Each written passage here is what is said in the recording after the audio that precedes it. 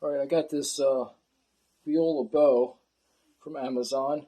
It's a very nice bow. It has pearl inlay and a metal tightening rod.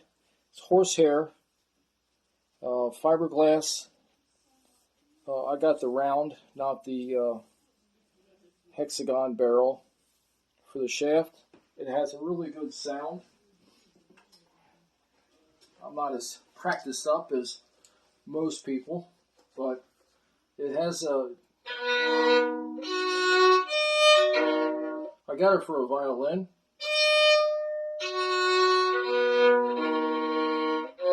And the violin's a little out of tune, but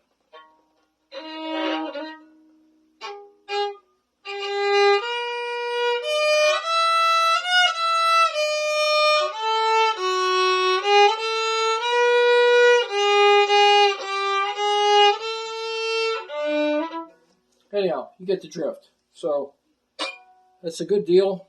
It's a whole lot cheaper than what I would have paid at a music store. And it has good sound even if I don't sound good.